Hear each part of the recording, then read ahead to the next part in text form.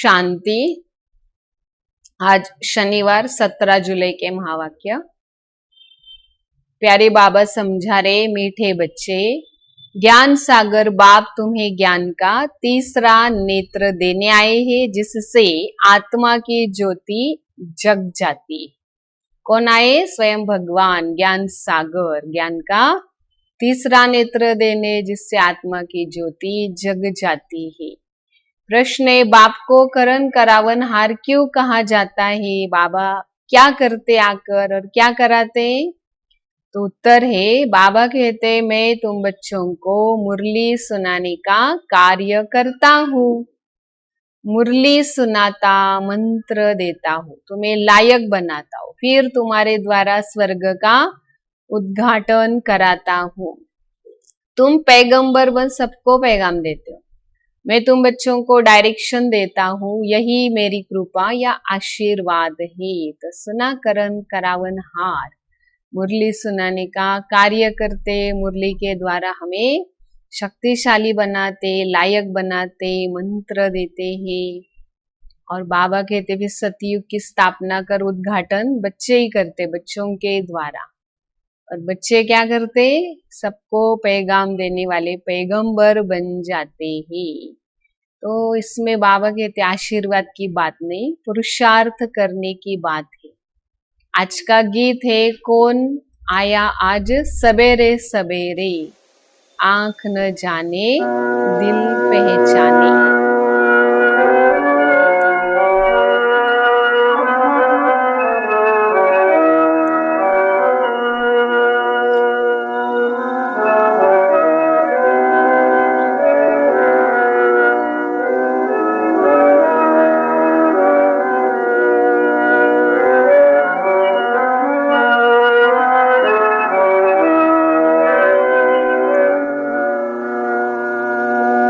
कौन आज आया सवेरे सवेरे। तो बच्चों ने गीत की लाइन सुनी। हम बच्चों को सवेरे सवेरे जगाने कौन आते हैं? जो हमारा तीसरा नेत्र एकदम खुल जाता है, वह है ज्ञान का सागर परमपिता परमात्मा, जिनके द्वारा हमें ज्ञान का नेत्र मिला। तो बाबा कौन है? ज्योति जगाने वाला, परंतु वह बाप है कोई जानते ही नहीं। ब्रह्म समाजी जो है वो कहते कि वो तो क्षमा है, ज्योति है, और उन्हों के मंदिर में हमेशा ऐसे ज्योति प्रज्वलित रखी जाती। वह परमात्मा को ज्योति ज्योत मानते, इसलिए वहां मंदिर में दीवा जगाते रहते। अब यह बाप कोई माचिस से दीवा नहीं जगाते, यहाँ की सारी बातें ही न्यारी है। गायन ईश्वर की गत मत सबसे न्यारी है। तुम बच्चे समझते हो कि सदगति के लिए शिव परमात्मा आकर ज्ञान योग सिखा रहे हैं। सिखाने वाला भी चाहिए, और शरीर तो नहीं सिखाएगा ना, आत्मा सब कुछ करती। आत्मा के अंदर ही अच्छे या बुरे संस्कार होते। और इस समय रावण की प्रवेशता है, तो मनुष्यों के संस्कार कैसे हो गए? एकदम बुरे विकारों की प्रवेशता जो है। देवताओं में विकार होते नहीं। भारत में जब दैवी स्वराज्य था तो यह बुरे संस्कार नहीं थे, सर्वगुण संपन्न थे। कितने अच्छे संस्कार थे देवी देवताओं के, जो तुम अभी धारण कर रहे हो। बाप आकर सेकंड में सर्व को सद्गति देते। बाकी गुरु गोसाई आदि है तो भक्ति मार्ग में चलते आए हैं, जो एक की भी सद्गति नहीं कर पाते। परमात्मा बाप आने से ही सर्व की सद्गति हो जाती है। तो परमपिता परमात्मा को बुलाते, आओ आकर के पावन बनाओ और पतित दुनिया का विनाश करो, पावन दुनिया का दरवाजा खोलो। तो बाप आकर दरवाजा खोलते। कैसे? शिव शक्ति माताओं के द्वारा। वंदे मातरम गाया जाता है। इस समय की कोई भी माता की वंदना नहीं की जाती, क्योंकि कोई भी माता यहाँ श्रेष्ठाचारी नहीं है। श्रेष्ठाचारी उनको कहेंगे जो योग बल से पैदा होते हैं। तो लक्ष्मी नारायण श्रेष्ठाचारी है। भारत में देवताओं का राज्य था, भारत श्रेष्ठाचारी था। मनुष्य इन बातों को भूल गए हैं, वह अपने ही प्लान बनाते। गांधी जी भी राम राज्य चाहते थे, इससे सिद्ध है कि ये रावण राज्य, भारत पति थे, परंतु राम राज्य स्थापन करने के लिए तो बेहद बापूजी चाहिए। तो बेहद के बापूजी आकर ही राम राज्य की स्थापना और रावण राज्य का विनाश करते, है ना। गांधी जी तो सिर्फ भारत के राष्ट्रपिता थे, बापू उनको कहते थे। फिर शिव बाबा सारे बेहद विश्व के बापू जी हैं। तो बच्चे जानते अभी इस रावण राज्य को आग तो लगनी है, सब आत्माएं अज्ञान अंधेरे में सोए पड़े हैं। तुम जानते हो हम भी पहले सोए थे, फिर बाप ने आकर जगाया। अब भक्ति रात हमारे लिए पूरी हो गई, हमारा दिन शुरू हुआ। रात पूरी होती है, दिन हो जाता है। बाबा संगम पर आते, बच्चों को दिव्य दृष्टि देते, ज्ञान का तीसरा नेत्र देते जिससे तुम सारे विश्व को जान गई। तुम्हारी बुद्धि में है ये सारा बना बनाया अनादि अविनाशी ड्रामा है जो फिरता रहता है। अभी तुम कितने जगह हो, सारी दुनिया सोई हुई है और तुम बच्चे अभी जग गए हो। तो सारे सृष्टि के आदि मध्य अंत को जानते, मूल वतन सूक्ष्म वतन का भी पता है। बाकी सारी दुनिया कुंभकर्ण की अज्ञान नींद में सोई पड़ी है, किसी को पता ही नहीं है कि पतित पावन कौन। पुकारते हैं हे पतित पावन आओ, यह नहीं कहते कि आकर सृष्टि के आदि मध्य अंत का राज समझाओ। बाबा कहते सृष्टि को सृष्टि चक्र को समझने से ही तुम चक्रवर्ती राजा बन जाएंगे, याद से आत्मा पावन बनेगी। तो तुम जान गए विनाश अभी सामने खड़ा है, लड़ाई तो होनी है। बाकी कौरव पांडवों की लड़ाई नहीं, पांडव कौन थे वो भी किसी को पता नहीं, सेना आदि की तो बात ही नहीं। तो तुम्हारे तरफ साक्षात पारलौकिक परमपिता परमात्मा है और उससे हमें परमात्मा बाप से वर्षा मिलना है। तुम ये सारी बातें जान गए। अब कृष्ण की आत्मा वो भी 84 जन्म भोग कर अभी बाबा से वर्षा ले रही, बल्कि हिस्ट्री ज्योग्राफी सारे रिपीट हो जाती है। अब तुम बच्चों को विनाश के पहले सतो प्रधान बनना है। कलयुग का विनाश होगा, उसके पहले क्या करो, सतो प्रधान बनना है। कैसे बनेंगे, घर गृहस्थ में रहते पवित्र रहना है। तो भगवान वाच्य कि गृहस्थ में ही रहो, लेकिन एक अंतिम जन्म बाबा के लिए पवित्र बनो। बाकी जो हुआ पास्ट इज पास्ट, ये सारी ड्रामा की नोट। सृष्टि को सतो प्रधान बनाना ही है ये ड्रामा की भावी, ईश्वर की भावी नहीं, ड्रामा की भावी ऐसी बनी। सो बाप बेट समझाते, अल्प आधा कल्प जब पूरा होता है बाबा आते। बाबा कहते जब पूरी रात होती है, दिन शुरू होता है, मैं आता हूँ। तो उसकी यादगार में शिवरात्रि मनाते, शिव के पुजारी शिवरात्रि मनाते। गवर्नमेंट ने तो हॉलीडे ही बंद कर दिया है, नहीं तो कम से कम 1 मास हॉलीडे मनाना चाहिए। कोई को पता नहीं शिव परमात्मा आकर सर्व की सदगति करते, वही दुख हरता सुख करता है। और उनकी जयंती बड़े धूमधाम से 1 महीने तक सब धर्म वालों को भी मनानी चाहिए। और खास भारत को बाबा डायरेक्ट आकर सदगति भारत में देते। तो जब भारत स्वर्ग था, देवताओं का राज्य था उस समय, और कोई धर्म नहीं था, और दूसरे देवताएं विश्व के मालिक थे, पार्टीशन की बात ही नहीं थी। तो वह अटल अखंड सुख शांति संपत्ति का दैवी स्वराज्य था, और वही हम फिर से प्राप्त कर रहे। बेहद बाप से 5000 वर्ष पहले भी हमें ये वर्षा मिला था।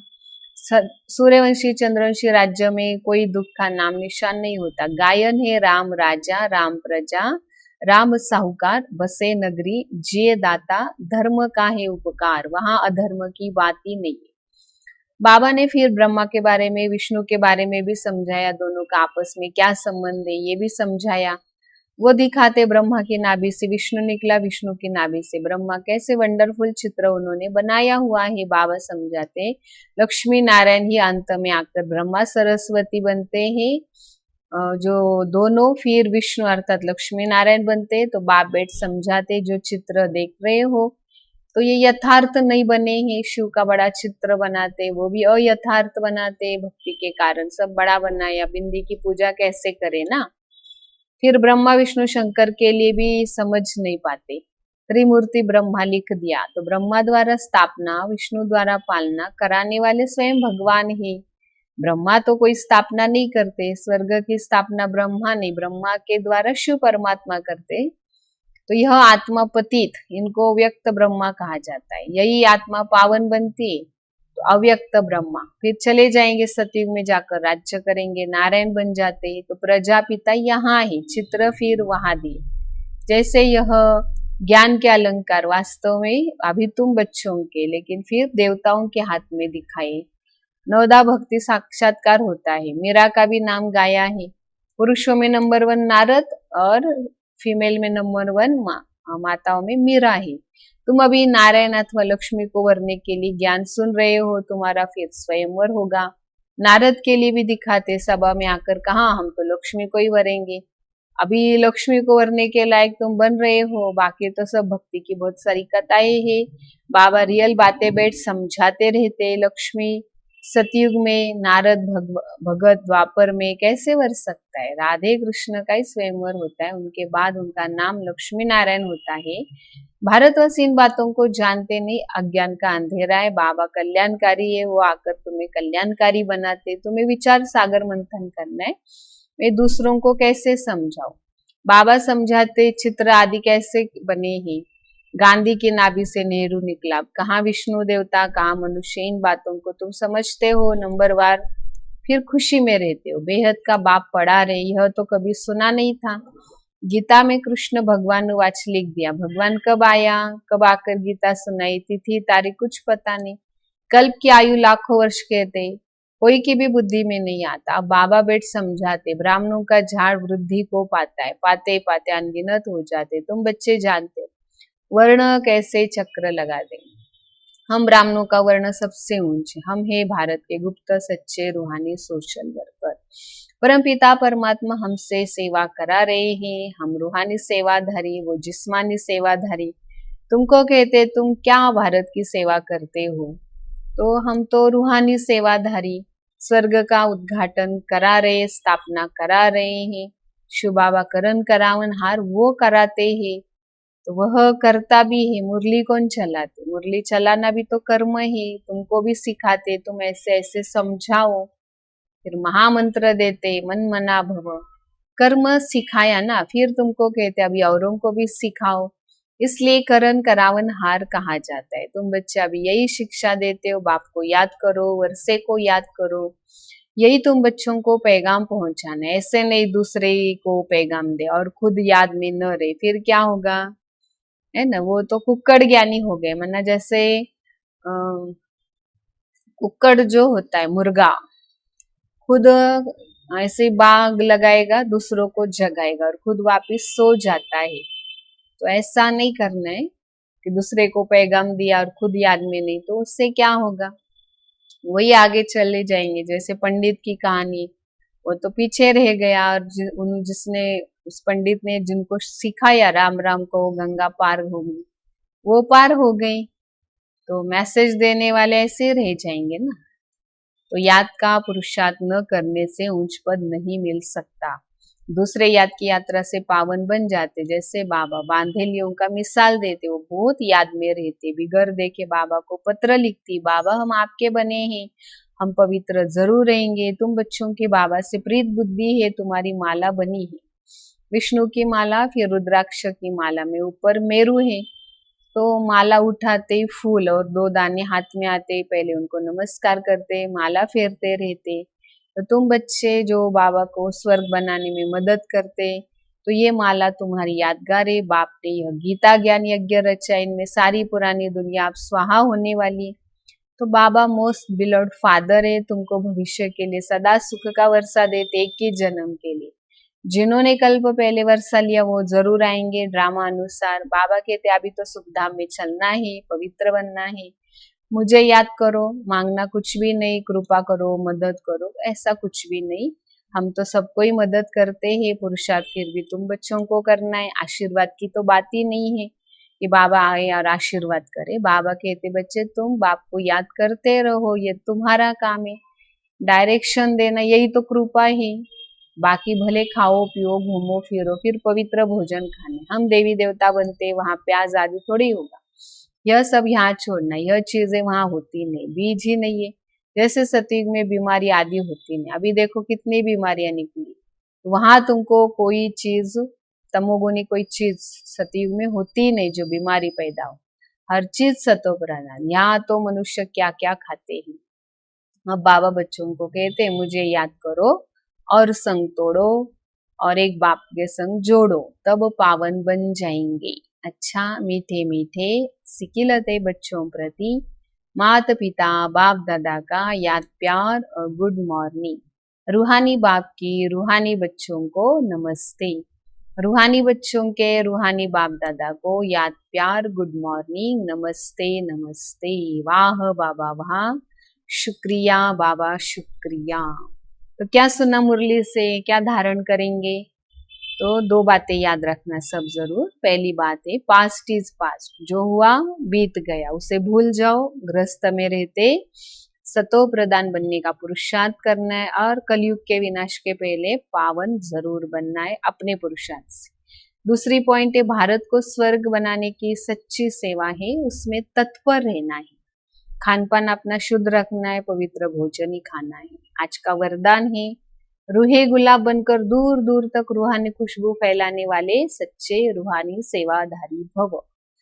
रूहानी रूहे गुलाब जिनको करना क्या है, दूर दूर तक अपनी रूहानियत की खुशबू फैलानी। कैसे फैलाएंगे? अपनी आत्मिक वृत्ति के द्वारा। उनकी दृष्टि में सदा सुप्रीम शिव बाबा समाया रहता है। वह सदा रूह को देखते हैं, रूह से बोलते मैं रूह हूँ और सुप्रीम रूह की छत्र छाया में हूँ, तो मुझ रूह का करावन हा सुप्रीम रूह है। ऐसे हर सेकंड हुजूर को हाजिर व अनुभव करते और सदा रूहानी खुशबू अविनाशी एक रस उनकी रहती है। तो यही उनकी नंबर 1 विशेषता है। तो क्या बने सब? रूहे गुलाब, रूहानी सेवाधारी। स्लोगन, निर्विघ्न बन सेवा में आगे नंबर लेना, यह नंबर 1 भाग्यशाली बनना है। निर्विघ्न बन सेवा में नंबर आगे लेना, नंबर 1 भाग्यशाली बनना है। सभी बाबा को प्यार से अभी याद करेंगे।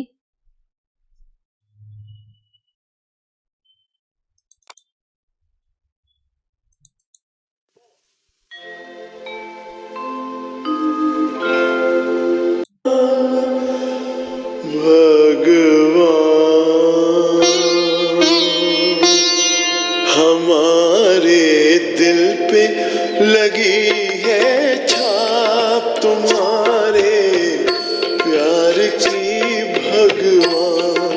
तुम ही तो दिल जिगर में हो, तुम ही हो नजरों में भगवान। हमारे दिल पे लगी है छाप तुम्हारे प्यार की भगवान।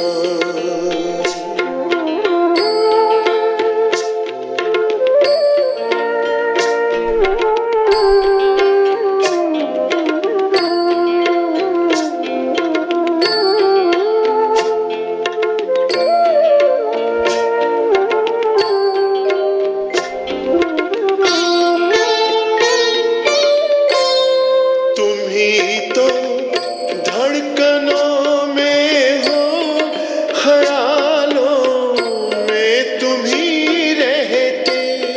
भुलाकर तुमको एक पल भी अकेले रह नहीं सकते, अकेले रह नहीं सकते। लगी दिल में लगन ऐसी तुम्हारी याद की भगवान। हमारे दिल पे लगी है छाप तुम्हारे प्यार की भगवान।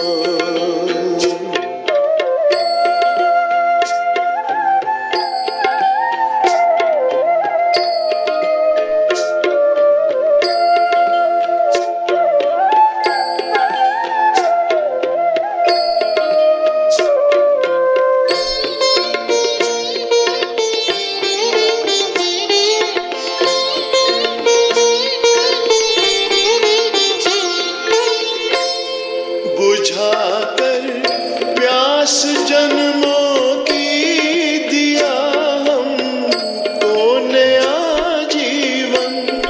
तुम्हारी पालना पाके खुशी में नाचे हर पल मन, खुशी में